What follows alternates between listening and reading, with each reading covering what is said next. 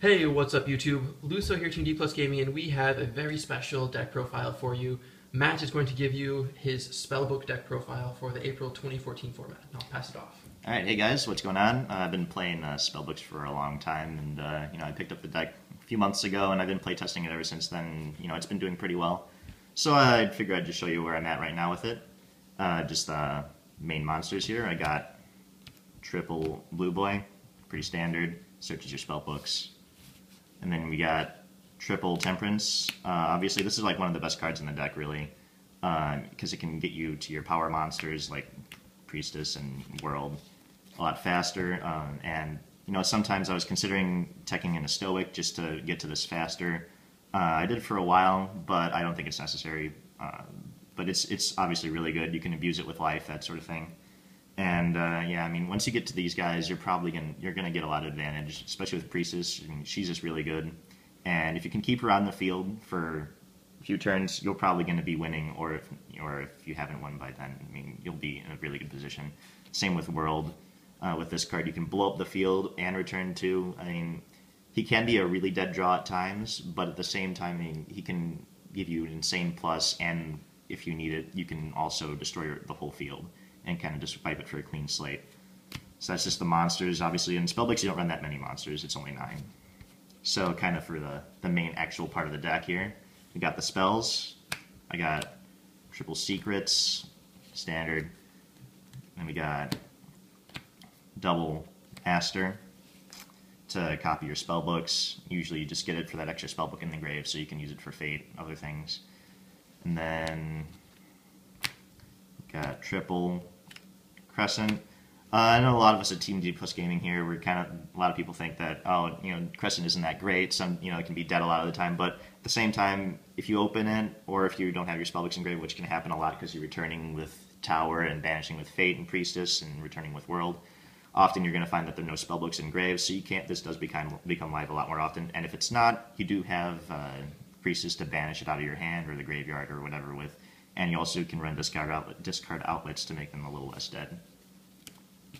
And then we got 2 Tower. It's a very broken field spell, obviously. It gives you Pot of Greed every turn, so no reason not to run it. Obviously, you need to keep this on the field so you can recycle your spellbooks. Just another note. 2 Eternity. I've seen some people run 1. I think 2 is necessary, because oftentimes if you're recycling Fates and you're going through your graveyard to try and set up Fate every turn, you're probably going to end up banishing at least one of these. And if you banish both of them, you're not going to be doing very well, because then you've run out of your way to recycle your spellbooks. So I think 2 are necessary. And then I got my 1-ofs. Got 1 power. I only think you need 1. If you're looping it correctly, you're not without power, so you should be fine with that. 1 wisdom. Against certain decks, I'd probably want to run 2, but since it's searchable, oftentimes I don't feel like I need to run 2 of them. So, and then, well, actually, in life. I only run 1 of these. Some people think you need more. I think 1's fine, just because I don't want to draw it really, because obviously you need to have a monster in the grave to activate this, and you need to have a spellbook in your hand, which spellbook isn't that big of a problem, but because you only run 9 monsters, that can be kind of a problem to have that monster in the grave. I know I run into that a lot, so I only need 1. And then, of course, Fate. This is the best, probably one of the best, if not the best spells in the game right now. It does pretty much everything. It gets rid of all your problems, and I've heard it even does your taxes. So, gotta run it. And then for the normal spells, I got 2 MST, just because I gotta win the field spell wars. This deck relies on its field spell quite a bit, so you want to have these, and, just for general problems with Fiendish Chains, that sort of thing. And then Book of Moon. I know this is really useful, along with Fate, for having your Blue Boy dodge Veilers, and if they attack into Blue Boy, you can use this to get the extra search off of him. So, I mean, it offers a lot of utility. I mean, just in general. So, now on to the traps. I run triple Reckless. Reckless is really good in this deck, just because you're thinning the deck with spellbooks, and you're drawing 2 every turn with your field spells, so you're going to draw into this a lot more often, so you'll have more it'll be more often that you'll activate more than 1 of these, so that makes it better. And plus, even while you're skipping your draw phase, the field spell does give you the draw off the standby phase with the returning of the spellbook, so I think this is a really good card. It ups the consistency and the speed of this deck. Then I run these 2 for discard outlets. I run the Regeki the Break and the Divine Wrath. Divine Wrath is just really good. It stops it. I mean, this card alone can just poop on Boojins, and I mean, just even Honest, because you know if they activate that, you can negate that.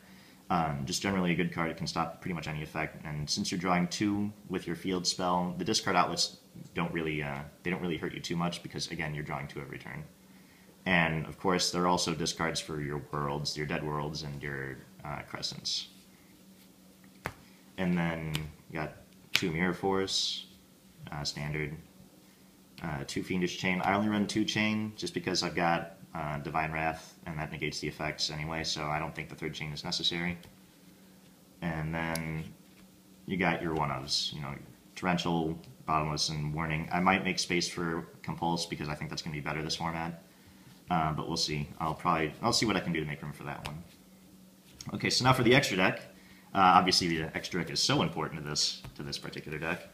But anyway, we got your Herald of Pure Light. You know, you can overlay 2 blue boys with it, and this is actually pretty useful because it allows you to recycle your blue boys, that sort of thing, so you keep using them.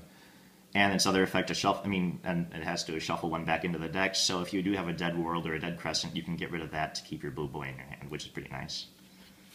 And then Daigusto Phoenix. I mean, just kill your opponents faster. You can do you turn 2 blue boys into 3,000 damage. Zen Mains. I mean, I don't see many times where I'm going to have 2 Temperance on the field, but if I do, I want to have some sort of protection if I can't use them, so that's one thing. And some rank 7s, because I do run 2 Priestess. I got Hierophant. It's essentially a Harpy's Feather Duster for spellbooks, so that's kind of nice. And then Big Eye for problem monsters in case I do face something that I can't destroy, and it's too big for the Priestess or World to run over. You know, I can just steal it.